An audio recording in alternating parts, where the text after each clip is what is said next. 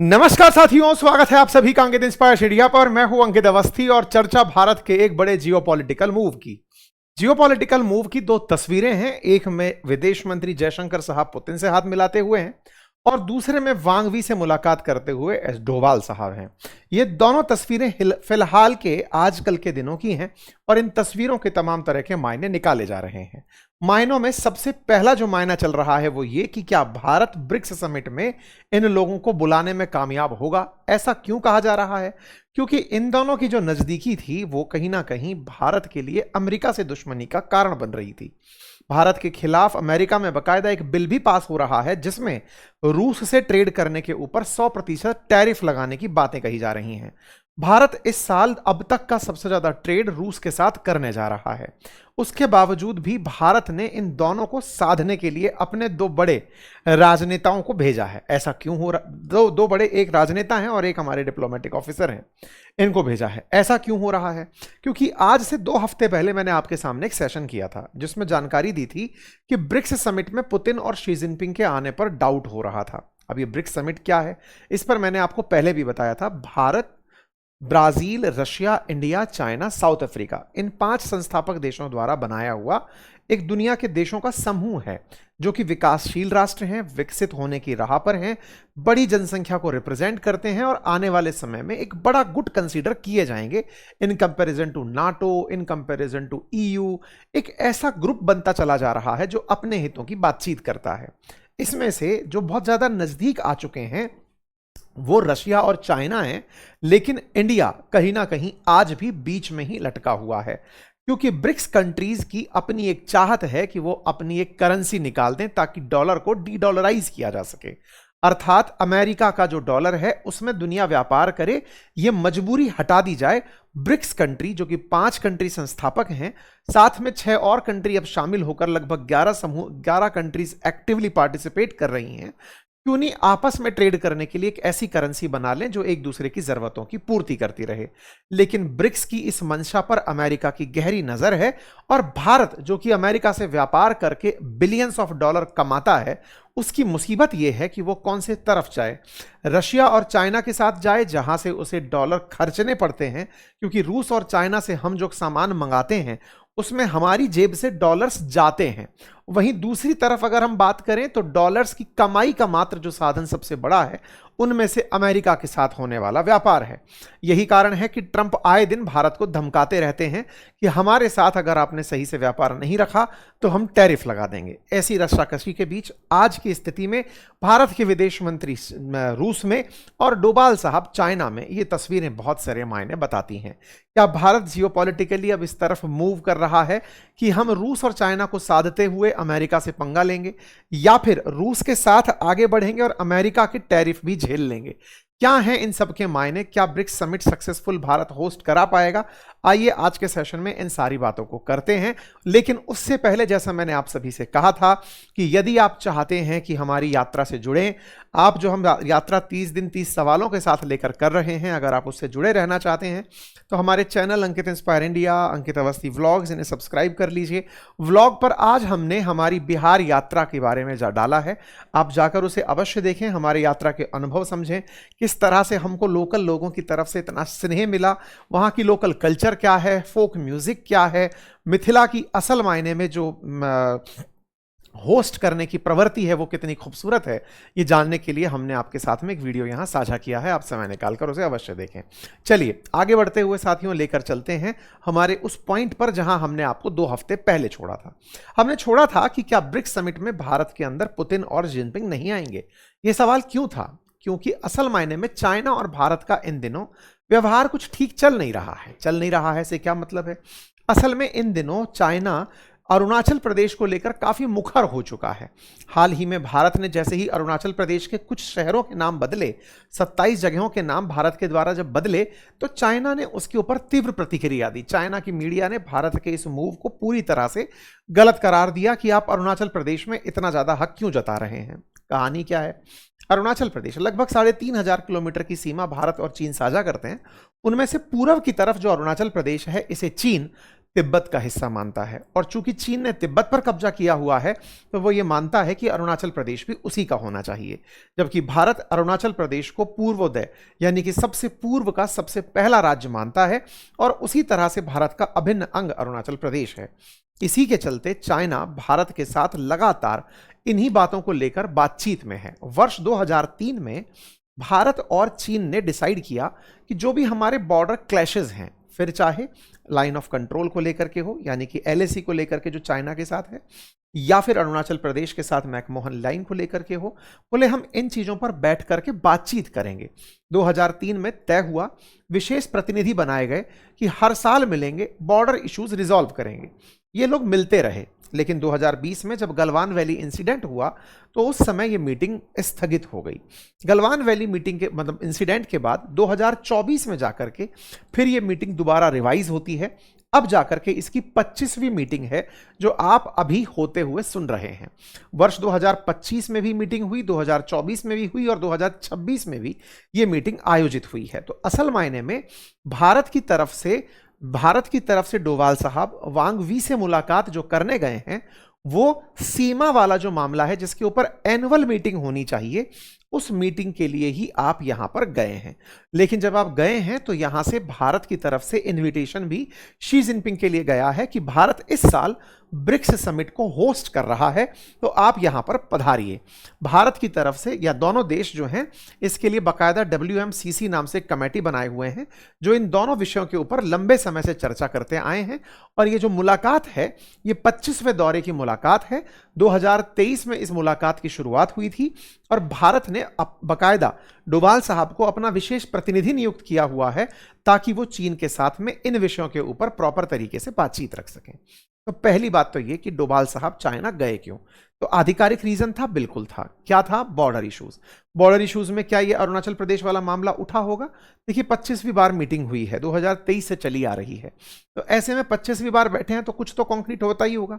पिछली बार वांग वी भारत आए थे, इस बार डोभाल साहब वहां गए हैं, तो कुछ ना कुछ तो इन लोगों के बीच में बातचीत रही होंगी। क्या बातचीत होने से कोई समाधान निकलता है? बिल्कुल निकलता है। पिछली बार जब बातचीत हुई थी तब भारत और चीन ने काफी सारी चीजों पर प्रतिबंध हटाए थे, जैसे चीनी कंपनियों के ऊपर या फिर भारत और चीन की जो यात्राएं थी, जो डायरेक्ट फ्लाइट्स थी, उन्हें रिज्यूम किया गया था। भारत की तरफ से जो कैलाश मानसरोवर यात्रा पे लोग जाते हैं, चीन ने उन्हें परमिट कर दिया था क्योंकि वो क्षेत्र तिब्बत में है और तिब्बत चाइना के कंट्रोल में है। तो ऐसे में भारत और चीन जब मुलाकात करते हैं तो उसके फायदे जरूर होते हैं। तो क्या यह मान लिया जाए कि ब्रिक्स समिट में चाइना की तरफ से कोई आएगा?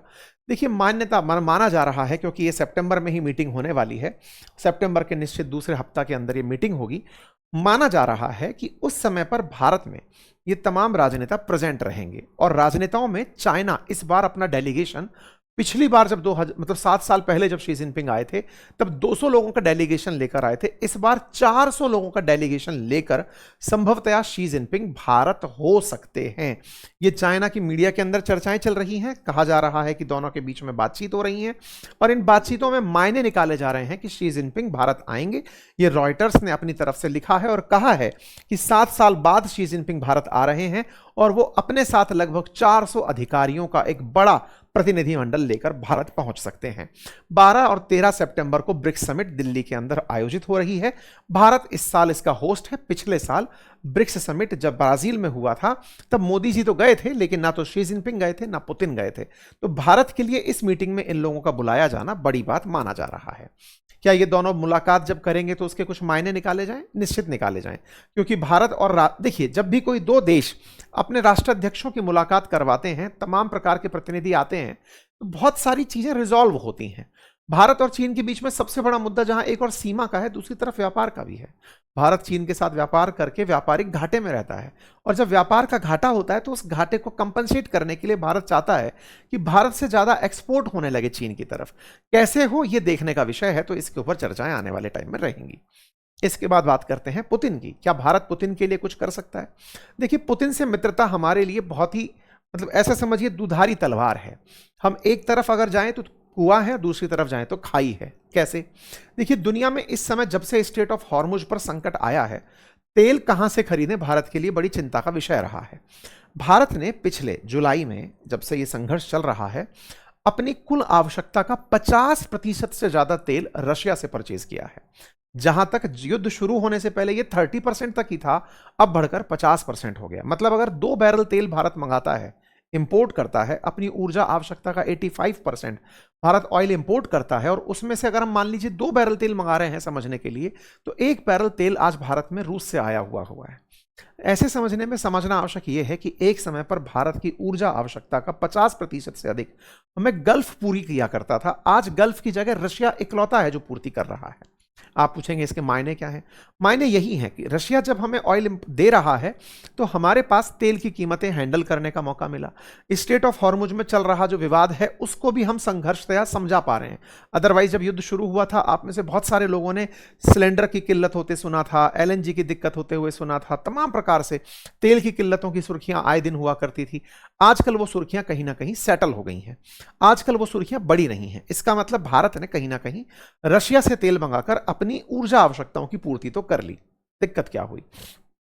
दिक्कत यह हुई कि ये पूरा खेल सजाया तो अमेरिका ने था, बम तो अमेरिका ने फोड़े थे। चाहता क्या था अमेरिका? अमेरिका चाहता था कि आप लोग तेल अमेरिका से खरीदो, अमेरिका से तेल खरीदो, इसके लिए स्ट्रेट ऑफ हॉर्मुज बंद है, अब आप हमसे आकर के तेल खरीदने आओ, या हमारा कब्जा है वेनेजुएला पर, आप वहां से खरीदने आओ। भारत ने वहां से भी खरीदा, लेकिन ज्यादा कॉम्पिटिटिव प्राइस हमें रशिया से मिलती रही। रशिया से तेल तो सस्ता खरीद लिया, लेकिन हमने इतना खरीद लिया कि आज हमारा ट्रेड डेफिसिट है। अगर हमने $60 बिलियन का व्यापार किया है तो लगभग $55 बिलियन हमें अपने घर से रशिया को देने पड़ते हैं। आप कहेंगे ये तो किसी को भी देते, बिल्कुल सही है, हम किसी और देश को भी देते तो हम उन देशों के साथ ये कहते थे कि आप हमसे कुछ इंपोर्ट भी कीजिएगा, आप हमसे गेहूं मंगाइए, खाद्यान्न मंगाइए, फर्टिलाइजर तो नहीं, मेडिसिन मंगाइए, केमिकल्स मंगाइए। लेकिन जब रशिया के द्वारा हमसे व्यापार किया गया तो रशिया हमें फर्टिलाइजर भी भेजता है, रशिया हमें तमाम चीजें भेजता है, लेकिन हमसे कुछ मंगाता नहीं है। ऐसे में भारत के बिल में सबसे बड़ा नुकसान इस बात का होता है कि हमारे घर से आए हुए डॉलर खरीदने में चले जा रहे हैं। डॉलर आते कहां से हैं? डॉलर आते हैं दुनिया भर में जो भारतीय नौकरी कर रहे हैं और वो अपने घरों को जो रेमिटेंसेस भेजते हैं, वहां से भारत तक डॉलर पहुंचते हैं।